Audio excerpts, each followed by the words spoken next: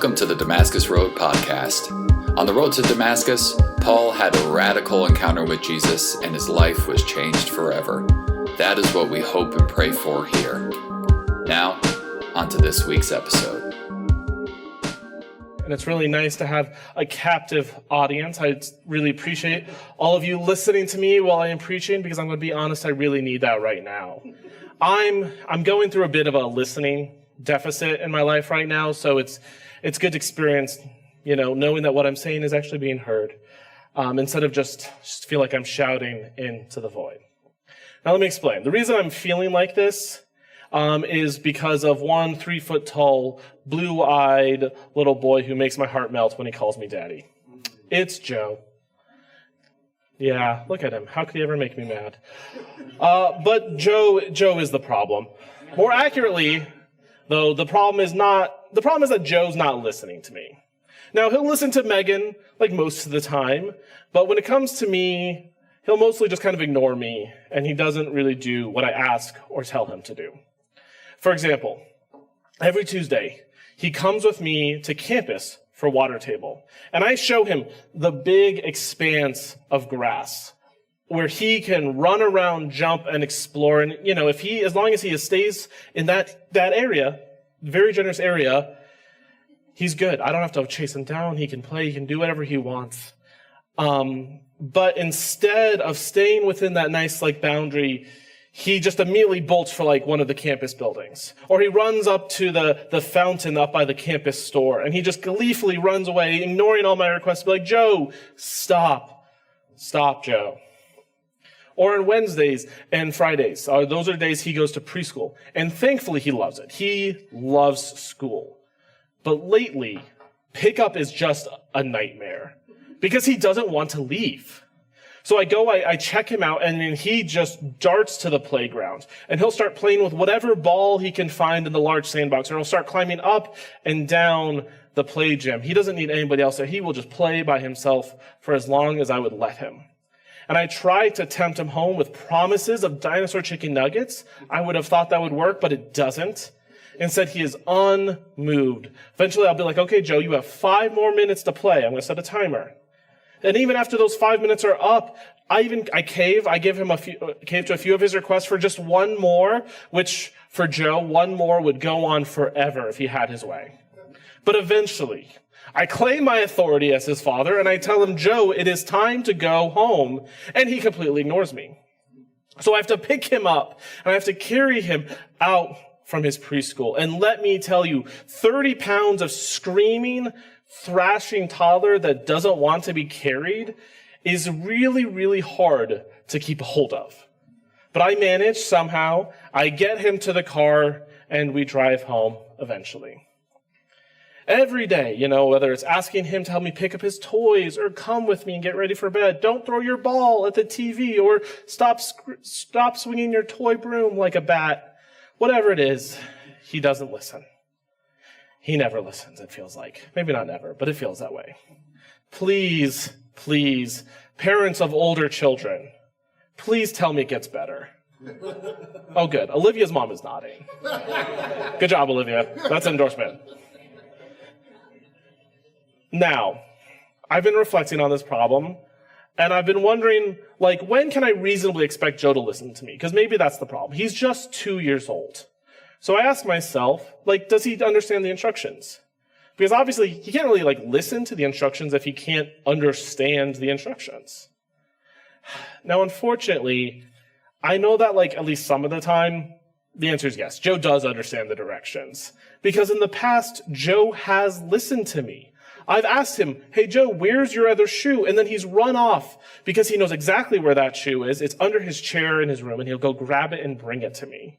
Or when I ask him, hey, Joe, help me pick up your Legos and put those away before we get out another toy. And then he dutifully puts those Legos back in the tub where they belong. So now when Joe listens to me, he can't pretend like he doesn't understand, at least not all of the time. He's just not listening. But I do also have to acknowledge that, sometimes I know he understands, other times he does not, especially when he is hurt, when he's upset, and when he's confused. For example, when he's hungry and sad, he doesn't understand that I'm telling him to give me the cheese stick, not because I'm trying to take it from him, but because I'm going to open it for him and peel it, and so that he can enjoy it, and I plan to give it back to him. And so at times like this, I know that he's confused. He's struggling to process my instructions, and he's disobeying me from a place of hurt. And now, let's be honest.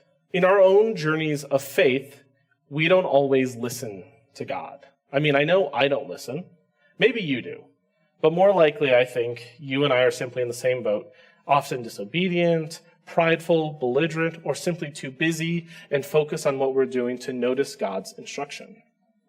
But one of the most important things that God tells us to do is to forgive one another.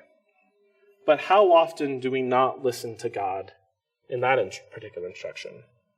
Because someone has hurt us, and we just don't want to forgive them. Maybe we don't want to excuse what that other person has done. Or we can't imagine ever even forgetting what has happened. Or we don't want to reconcile. Or maybe we simply can't because they don't want to, or they just can't reconcile themselves. So if we're not listening like Joe isn't listening, maybe it's because we don't understand God's instructions and we're confused like Joe. Now, before you think, Tyler, don't compare me to a toddler. I know better. Consider that, this is my experience of the last couple years, toddlers are really tiny people. And I'm not always so different from him as I would like to think I am. We're not always as mature as we think we are, especially when, like him, we're hurt and we're upset. This week, we're continuing our series on our bad blood, our beefs, and our unforgiveness. And today, we're considering that when we resist God's command to forgive, are we being rebellious and stubborn, or are we actually just failing to understand the instructions? Because what does it actually mean to forgive, and what does it not mean? Pastor John Ortberg tells a story about Simon Wiesenthal, a Polish Jewish man who survived the Nazi concentration camps during World War II. While he was still in the camp and towards the end of the war, a nurse came and took him to the bedside of a young SS soldier who'd been involved in some terrible atrocities and was now dying from his injuries. The soldier said he needed to find a Jewish person who would pronounce forgiveness over him before he died. He told Simon stories of the terrible things he had done and said to him, "I cannot bear to have this on my conscience. As I am dying now, I need to know that I can be forgiven." And Simon stood there for a very long time, and then he walked out of the room without saying a word. Later, he asked other leaders, artists, authors, etc., what they think he should have done. Now, some told him that he was not in any position to pronounce forgiveness on behalf of people that these brutalities were done against. And then one novelist told him, well, if you begin by being merciful to the cruel, you will end by being indifferent to the innocent. So let him die unshriven. Basically, let him go to hell.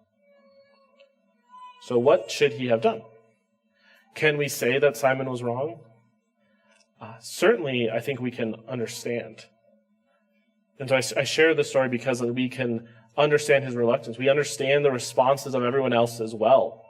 We don't want to forgive because we don't want to excuse the inexcusable, or we can't imagine forgetting such atrocities and we cannot comprehend any sort of reconciliation or restoration happening.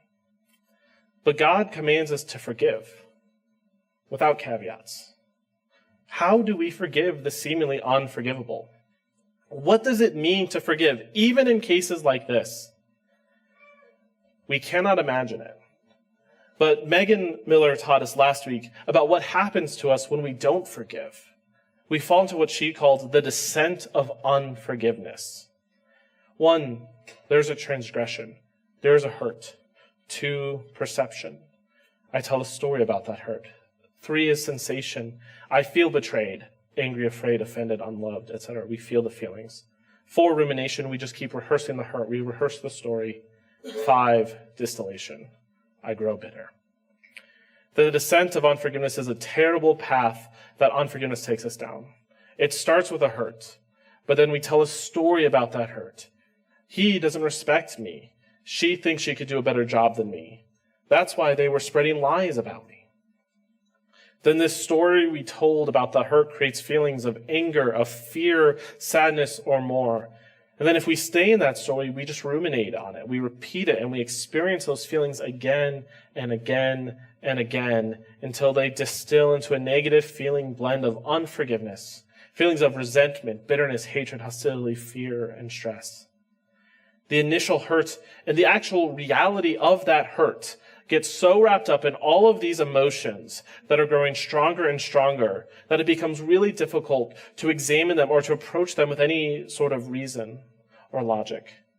When we ruminate, we rub and rub and rub at what hurts. We pick at that scab until finally our hearts are hard and callous and the actual physical makeup of our bodies change. Megan asked us, what hurts do I ruminate on? Who do I not want to see? And she shared with us how she had a physical reaction to the mere mention of someone who hurt her. And I related to that. As I was sitting here listening to her message, I remembered that I've had stress dreams about seeing someone again, about running into them around town or on campus.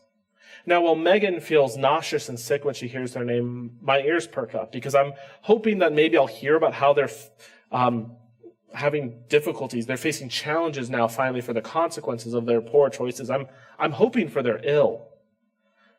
That's not good. And that's not how I want to live. Is that how you want to live? Do you want to be bitter?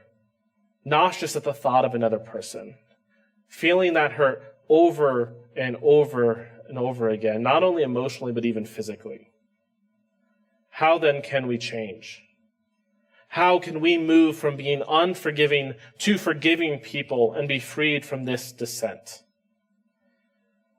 This is why we're taking a long journey on forgiveness throughout this year. But for today, then let's just consider why we often don't want to forgive. Is it because forgiveness is really impossible? Or are we, like Joe, misunderstanding the instructions? So let's look at the story of David and Saul. You can find their narrative in 1 Samuel through the first chapter of 2 Samuel, but you can also read a lot of what's going on through the Psalms that were written by David, which give us glimpses into his inner world and his thoughts and his feelings about Saul. Several Psalms are titled that, specifically told that they're written about him as he's in his relationship with Saul. And the reason this story is so instructive for us today is because while we don't want to forgive, David forgave Saul, and I promise David had far more reason to hold a grudge than any of us do. David is remembered as the greatest king of Israel, and he was a great military leader. He was a brilliant poet and musician. He was described as a man after God's own heart. Saul was his predecessor, and Saul is just not remembered as fondly. Instead, Saul was a failure who was in over his head, and when David shows up on the scene and enters into Saul's court, Saul is emotionally and spiritually tormented and grows incredibly jealous of David's popularity. And he gets to the point of being murderously angry at David. So one day, he picks up his spear, and he tries to pin David to the wall and kill him. That doesn't work. So he tries other ways to get David killed. He sends him to go fight against the Philistines, their enemies, hoping that David will die in battle. That doesn't work either. Saul then tries to get Jonathan, Saul's son, who loves David, and his attendants to kill David, and that doesn't work either. So he goes back to an old favorite. He throws another spear at David. Again, doesn't work. He sends a group of people to David's house to kill him there, but David's not home, so that doesn't work. Then he pursues David to a place called Keilah, tries to kill him there. Again, doesn't work. Then Saul chases David into the desert of Ziph, tries to kill him again in that place, but again, it doesn't work. We don't want to forgive those who have hurt us, but David forgave Saul, who tried to kill him 7 times. Now, we don't specifically find the words from David, "I forgive you, Saul," in the Bible, but we can see from David evidence of his forgiveness. Because throughout all of this time, David maintains a deep respect for Saul as king, as God's anointed one, even while he's fleeing for his life from Saul. And in that time, David has opportunities to kill Saul and end this ordeal, to get vengeance and justice, but he doesn't do it. And finally, when David learns of Saul's death, which would mean an end to all of this, and would save David from the threat of Saul, and would clear the way for David to become the king of Israel, David doesn't celebrate it. He laments and he grieves Saul. How can we become like that? That the person who's hurt us, that we still wish for their good. That we still wish for, still grieve their own pain. How can we become like David? Through David's journey of forgiveness of Saul, we can learn what forgiveness is not. So we can begin to understand what God is calling us to do. We can look at what David does, most importantly, what he doesn't do. Because first, David does not excuse Saul at all. Maybe this is why we're not forgiving a person who's hurt us, is because we don't want to excuse them from what they've done. We worry that forgiving another person excuses their action. It excuses that hurt they've caused. And to excuse something is to say what they did is okay. We use excuse to explain why we did something. And excusing is what we do when we consider the extenuating circumstances for our behavior. And many things are excusable. We excuse our friend for being late to lunch because they were in traffic. We excuse someone for spilling a drink because it was an accident. We excuse 8-year-old boys for laughing at farts because they're 8-year-old boys. And also farts are still hilarious. When we excuse someone else, we overlook the action, we justify what they did, and we minimize the hurt. But many things in the world are inexcusable. This is the case of Simon Wiesenthal and the Nazi soldier. The atrocities the soldier took part in are inexcusable. They demand justice. So to excuse them would be unjust. And if to forgive is the same as to excuse, well, then we cannot have forgiveness and justice. This idea creates another barrier to forgiveness because we start to fear, well, if I forgive them, then does that mean I don't care about justice? I have freed them of consequences. I have excused them. I have said what they have done is okay. But here's what David does. In Psalm 59, which the Bible tells us is explicitly in response to Saul's murder attempts, David prays to God, "Rescue me from my enemies, O God. Protect me from those who have come to destroy me.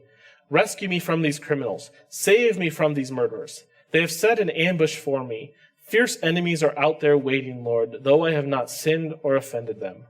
I have done nothing wrong, yet they prepare to attack me. Wake up, see what is happening, and help me.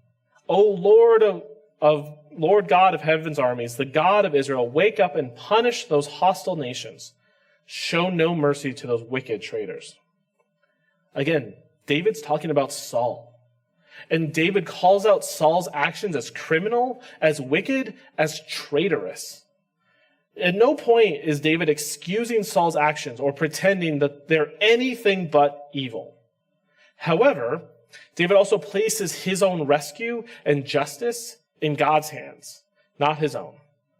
And the reason David can do this and still forgive Saul is because forgiving and excusing are not the same thing. C.S. Lewis says it really well when he writes, "There is all the difference in the world between forgiving and excusing. Forgiveness says, yes, you have done this thing, but I accept your apology. I will never hold it against you, and everything between us two will be exactly as it was before. But excusing says, I see that you couldn't help it, or didn't mean it, you weren't really to blame. And if one was not really to blame, then there is nothing to forgive. In that sense, forgiveness and excusing are almost opposites. Let me emphasize the key point. If one was not really to blame, then there is nothing to forgive. If we can completely excuse what someone did, then we don't need to forgive them. But forgiveness doesn't say what they did is okay. We may be able to say, I understand why you did it, but it still hurt me. I forgive you. We can extend grace and we can understand the context that they were experiencing to help us tell a better story about them. But the truth is they still hurt us. So maybe we can excuse part of it, but not all of it. And in the end, it's only the inexcusable that requires forgiveness. What is excusable doesn't require forgiveness. Because to forgive is to say, this is the person and here's what they did wrong, regardless of their repentance or recognition of wrongdoing, but to look at that person, to look at their action and name it unflinchingly. Because we forgive people. We excuse actions. But that's why forgiveness and justice are not at ends with each other. Justice is a passionate desire that honesty and fairness should win out in the situation. It acknowledges the wrongdoing of the action and rectifies it. So it's possible to forgive someone and be deeply devoted to justice still. Forgiveness doesn't oppose justice. What it opposes is vengeance. Because in our human brokenness and in our sinful nature, we often conflate vengeance and justice, just as we do excusing and forgiving. But vengeance is carrying an ill will and malice towards another person. It wants to see the other person be hurt, just like we have been hurt, not to see fair consequences for wrong action. So forgiveness is replacing the ill will of vengeance with goodwill. And so we are able to forgive a person while still seeking justice for their actions. That is what David did. And this is what Jesus does for us. Jesus does not excuse us. Jesus does not declare that what we have done is right, even though that's probably what we want most often. Because if to truly ask for forgiveness, we have to admit that what we did was wrong, that I did a bad thing, that I made a mistake. And we'd much rather just explain away. Oh, it wasn't actually bad. Let me explain it to you. Let me excuse what I did. But if it wasn't actually that bad, or the context, it's as if we want people to believe, or we want God to know it wasn't actually that bad. The context makes it right. But here's the thing. Jesus didn't die for those things that we can excuse. Anyone can do that, and it doesn't require death. But we don't need Jesus to excuse the excusable. We need Jesus to forgive the inexcusable. And that's what sets us apart as Christians. Because now, in light of Jesus' death and resurrection, we can forgive the inexcusable in others, because that is what Jesus has done. He has forgiven the inexcusable in us. And thank God, the inexcusable is not unforgivable. So this is our first lesson in what forgiveness is by considering what it's not. Forgiveness is not excusing, but it is releasing our desire for vengeance. Now, the second thing David doesn't do, David doesn't forget what Saul has done. Forgive and forget is such a common phrase that I think we may not be able to hear the word forgive without thinking about forget as well. But David clearly didn't forget what Saul has been doing and what Saul did to him. Because unless you think David was just composing all these lyrics and poems on the fly while on the run from a murderer, I imagine instead that he probably had to remember what Saul had done. He had to marinate on it. He had to process those feelings, the stories of it, the events, and not forget it. Ortberg wisely writes that all that forgetting requires is just a bad memory. I forget where I parked my car or put my keys. That doesn't mean that I have an advanced soul, just some badly misfiring neurons. Forgiveness is not forgetting. Instead, forgiveness is when we remember the wrong that was done, and we remember it in a different way. The hurtful experiences aren't forgotten. We choose to remember them differently. Last week, Megan talked about ruminating, which is taking the story that we're telling about our hurt, the story that, they did it on purpose. They did it because they don't care about me, or they're trying to get rid of me. And we repeat that story over and over again. Forgiveness does not forget the hurt, but instead it rewrites the story, and it chooses not to ruminate on the toxic story that we were telling ourselves. Can you look back on the pain that you've experienced without an aching and longing that what hurt you never happened? Probably not. But we can have our anger without hate. And once we begin our healing journey, we can begin to lose that passion of malice. The anger, the hurt, the fear we experience, those are warning signals that can protect us from others. We don't need to forget them. But rumination is focusing on those hurt emotions instead of the warning signals that they are giving us. And so we build resentment and malice. I have been stuck in ruminating. That's where I know I'm at that in my own journey of forgiveness, because I am telling myself a story that nothing I could have done would have been good enough. That this person who's hurt me, they would always think I wasn't enough. They would always have blamed me no matter what I had done. So I recap everything that I did for them. And I sit in these feelings of unjust resentment and frustration. Resentment is the result of rumination.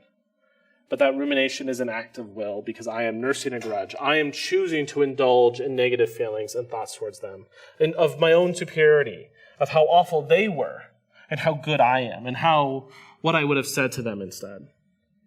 Forgiveness is instead declaring that I will choose to see you as a human being. I will remember how I have been forgiven and how you are someone for whom Jesus died. Like David, we can look back at someone who's hurt us and we can practice redemptive remembering. Upon hearing of Saul's death, David laments, "Your pride and joy, O Israel, lies dead on the hills. Oh, how the mighty heroes have fallen. Don't announce the news in Gath. Don't proclaim it on the streets of Ashkelon. Or the daughters of the Philistines will rejoice and the pagans will laugh in triumph.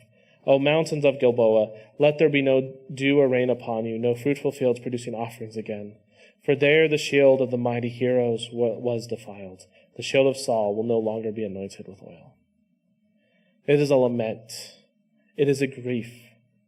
It is grief. He remembers Saul's might in battle and his strength as a leader and as a father. But David has also clearly not forgotten Saul's sin because he also took the time to write about Saul that my enemies come out at night, snarling like vicious dogs as they prowl in the streets. They scavenge for food but go to sleep unsatisfied. Both those things is David's response to Saul. But redemptive remembering is to remember and recall the hurt in a different way.